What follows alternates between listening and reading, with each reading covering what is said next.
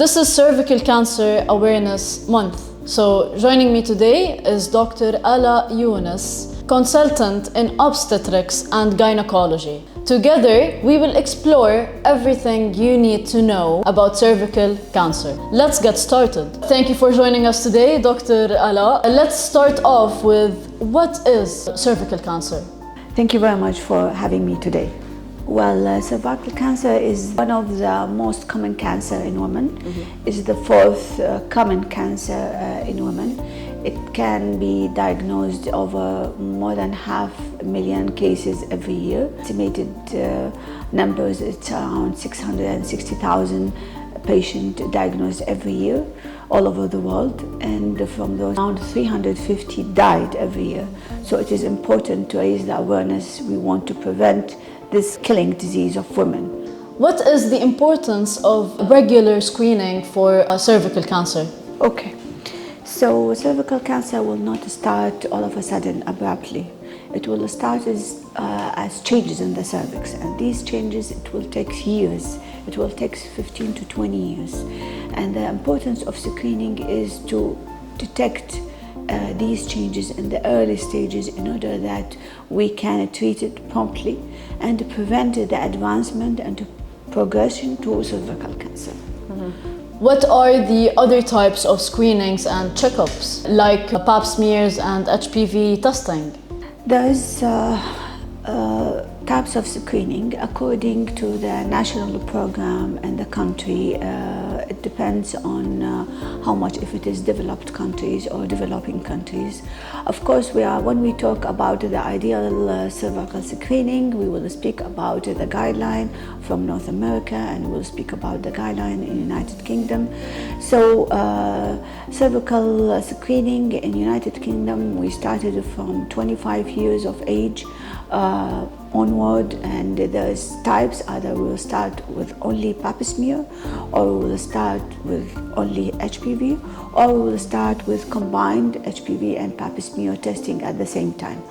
The same if we go to North America, the screening will start at 21 years of age. After, of course, the woman should be sexually active, because most of these causes of cervical cancer is the HPV infection, and this HPV infection is sexually transmitted. So what is the HPV vaccine? So HPV is a very common virus. Okay, it can be a low risk group and high risk oncogenic group. The low risk group can cause the genital warts, and the high risk group can cause the changes in the cervix, and these changes can go to become a cervical cancer. So that we recommend that boys and girls, not only girls, to have the HPV vaccine even before they started their sexual life. We recommend it before 15 years of age. But even if the woman or the man didn't have it before, they can still have it, but the dosing will be different. So, doctor, what are the challenges in detecting early signs? We have challenges in communities that they don't have any screening, and they will come without any screening. Maybe the woman, she will come, she's been married for 10 to 15 years, and she haven't had any pap smear done or HPV testing done. Some cultures, they don't believe even there is a screening, so why I should screen? So these are challenges. First, the accessibility to the healthcare system, the screening program, that it is implemented in the healthcare system. If there are mobilized community, like we have expatriate and we have local, sometimes the expatriate, they will change the country, they will go back to their countries, and then they will come again, and the changes had been worsened, and we have now something worse than changes in the cervix. Now we have cervical cancer. So this is most of the challenges, like lack of awareness of regular screening, lack of awareness of the vaccination,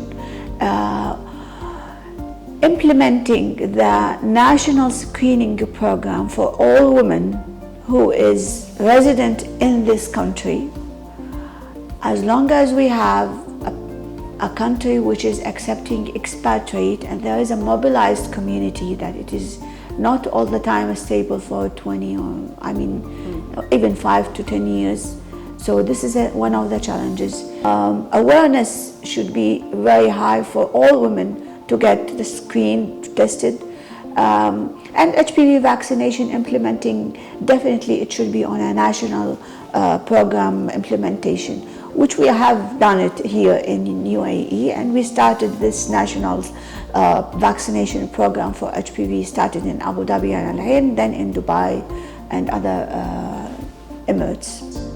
So what are the latest advancements that we use here at Fakeeh University Hospital? So like when we have a gynae consultation, we will ask definitely about her screening tests. Have she done any pap smear? When was the last pap smear? And what was the result? If it is long time ago. We do offer dual test, pap smear and HPV at the same time, because it will increase the sensitivity of detection of the abnormality. This is all screening. If it comes positive, like we see abnormal cells in the pap smear and we detect high risk HPV testing, then we will go for a diagnostic test, which is colposcopy and cervical biopsy. And according to the result of the colposcopy and biopsy, we will treat. Some patients we will keep them, if it is very early changes, we will keep them under conservative management with a follow-up after 6 months and 1 year. If they become negative after 6 months and 1 year, then fine. They can go back to the normal screening program. If they persist or the things had been worse, we will offer them the surgical treatment of changes of the cervix.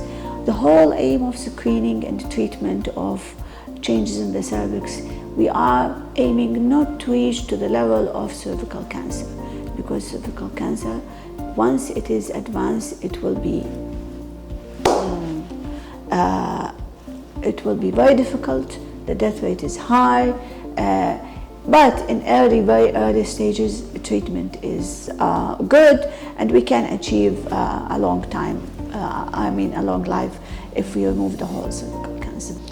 If someone was diagnosed with cervical cancer, what is the success margin in this case?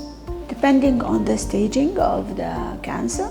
So if it is still in the very early stages, the treatment can be complete, and the success rate is high. If it is advanced cervical cancer, unfortunately, there might be no surgery offered. It might be only radiotherapy and chemotherapy offered, and this is what we don't want for any woman to have it. Would you like to share any success stories throughout your journey as a doctor? Yeah, of course. Since we started Fakeeh, we are seeing a lot of patients with these kind of abnormalities. So one of the patients, she was seeking advice regarding secondary infertility. And during my examination, I found that it is abnormal cervix. Of course, we do the pap smear and HPV testing at the same time, and it came out to have high-grade lesion, and then we treat her surgically, and she was following up with us, and then she became pregnant after that, and pregnancy successful. Now she had this baby. He's 2 years old. Many patients we have detected which was just precancerous, and we treated conservative surgical, not like hysterectomy, and before they started to become cancer cases, and they kept monitoring, and they are fine. Can you share with us a myth that is well known in society, even though it has no scientific base? Yeah, most of the challenges we are facing regarding the HPV vaccination, that the HPV vaccination, it can cause infertility, which is absolutely none. It will not affect any infertility cases, the HPV vaccine, and it's completely safe at any time of the woman life, even the men. We are encouraging men and women actually to take the HPV vaccine. The other myth is when I take a cervical biopsy, this cervical biopsy will let the spread of the diseases, which is also, it's a myth. There is nothing with cervical biopsy will be increasing the chance of spread of the disease. Dr. Alaa, thank you for joining me today and sharing these insightful experiences. Thank you very much for letting me talk about cervical cancer. And I would like to thank you for watching. See you in our next FUH cast.